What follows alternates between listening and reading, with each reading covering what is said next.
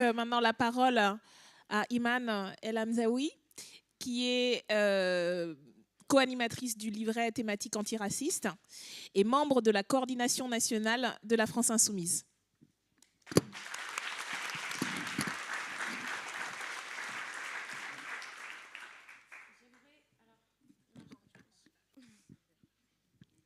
Merci.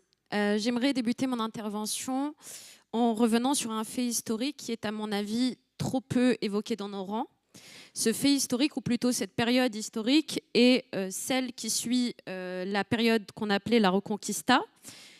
Pour rappel, il y a eu près de 8 siècles de présence musulmane en Europe occidentale, particulièrement en péninsule ibérique, et le 2 janvier 1492, les armées d'Isabelle la catholique et de Ferdinand d'Aragon font tomber le dernier royaume musulman en Europe de l'Ouest, le royaume de Grenade. Et donc, ceci mettra fin au processus de reconquête chrétienne des terres ibériques. Et on sait que durant le règne musulman, les juifs, les chrétiens et les musulmans coexistaient plus ou moins pacifiquement. Il ne s'agit pas là, bien sûr, de tomber dans un quelconque angélisme, mais tout de même, ce sera sans commune mesure avec la répression féroce que feront subir les rois catholiques aux musulmans et aux juifs. Puisque ces nouvelles minorités religieuses seront soumises à un système de ségrégation très féroce qui se traduira très concrètement par de l'ostracisation, de l'assignation à des quartiers spécifiques, autrement dit de la ghettoisation, l'interdiction de certains emplois ou encore la contrainte de porter des vêtements distinctifs des juifs, des catholiques, pardon. Et ensuite, on demandera à ces juifs et à ces musulmans de se convertir au christianisme, sinon quoi, ils seront expulsés de leur terre natale. Certains vont le faire. Et fait inédit, ceux qui vont embrasser la foi catholique et tous leurs descendants resteront assignés à un statut de subalternité sociale parce que, disait-on, leur sang était impur puisqu'il avait été souillé par l'islam ou le judaïsme. Et bien sûr, tout cela culminera jusqu'à la décision d'expulsion définitive de toutes les personnes ayant eu un aïeux musulman en 1619 par le roi Philippe III. Alors on voit pourquoi cette période est très reprise et allègrement exploitée par l'extrême droite. Il y a quelque chose dans l'expulsion des juifs et des musulmans et des descendants de juifs et de musulmans des 15e et 16e siècles de l'ordre de la remigration chère à l'extrême droite. Zemmour appelle son parti Reconquête à dessein. Philippe Vardon en parle comme, je cite, d'un mythe mobilisateur autant dans son acception métaphorique que plus concrète. Et je pourrais ainsi poursuivre les références. Mais ce n'est pas pour cela que j'en parle pour une toute autre raison. Cette raison, c'est que le ressort principal du processus de racialisation des musulmans et des juifs à ce moment-là a été le complotisme. On a considéré que des personnes christianisées, baptisés, qui avaient emprunté des noms catholiques, ainsi que tous leurs descendants, étaient une sorte de 5e colonne infiltrée qui avait pour but de détruire la monarchie ou la chrétienté dans son ensemble, qu'il fallait donc purger de ce danger hérétique. Et je pense qu'on trouve là les germes du dispositif représentationnel des musulmans et des juifs qui alimenteront l'antisémitisme et l'islamophobie durant les siècles suivants. Il me semble que la composante complotiste de l'antisémite n'est plus vraiment approuvée. C'est les fameuses théories du complot juif qui expliqueraient tour à tour la Révolution française, l'entrée dans la modernité, l'expansion du capitalisme ou encore l'essor du néolibéralisme. De l'affaire Dreyfus jusqu'au protocole des sages des Sions en passant par le Covid-19, l'antisémitisme trouve à chaque fois dans le conspirationnisme son expression habituelle. La chose, il faut le dire, est moins évidente dans le cas de l'islamophobie. Déjà, d'aucuns refusent d'utiliser avec beaucoup de véhémence le terme islamophobie, comme si ne pas nommer un fait social lui retirait toute existence objective. Passons cela.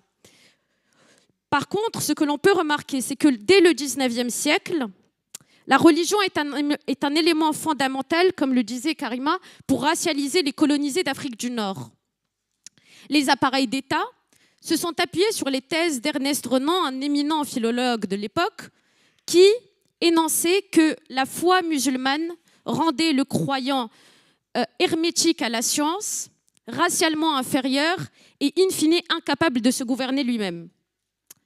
Et il faut savoir que cette idée d'une essence musulmane était si populaire à l'époque qu'on peut la résumer par ces mots de Maupassant qui disait que chez le musulman, et je cite ici Maupassant, donc, l'idée religieuse domine tout, efface tout.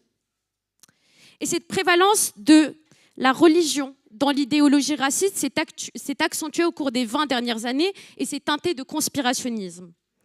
On nous explique que les musulmans, ou les séparatistes, ou les islamistes, ou les fréristes, qui sont devenus des termes tout à fait interchangeables dans le débat public, sont en train d'opérer un grand remplacement, c'est-à-dire un remplacement des populations, un remplacement des cultures et des valeurs, dans le but d'anéantir la France, d'islamiser la France, ou encore, disent-ils, de faire du colonialisme inversé.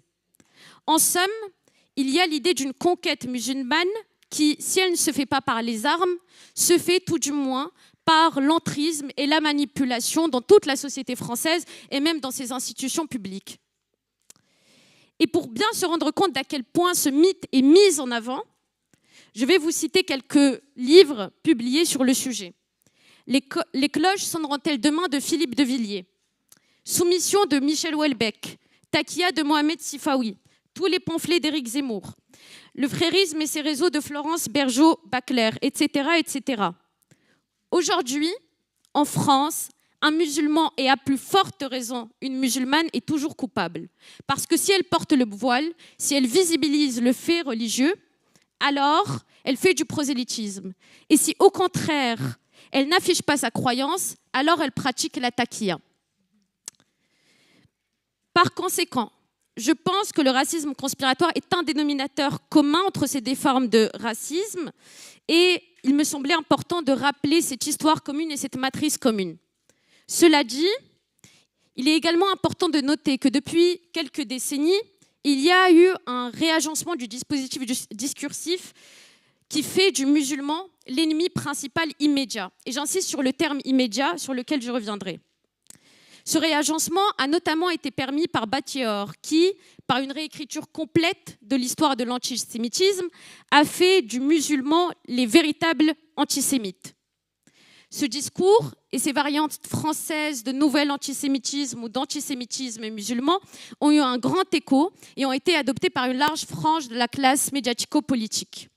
Alors, peu importe si le préjugé antisémite par excellence des Juifs qui ont un rapport particulier à l'argent est partagé par plus de 30% de la population, alors que celle-ci n'est composée qu'à peu près 10% de musulmans, peu importe si la propension à l'antisémitisme s'accompagne à chaque fois d'une propension à l'islamophobie, peu importe si elle s'accroît au fur et à mesure qu'on va à droite de l'échiquier politique avec des scores records pour le RN, peu importe si ce dernier a des députés notoirement négationnistes et antisémites, peu importe tout cela, l'idée est de faire du musulman l'antisémite par essence, sans démonstration aucune.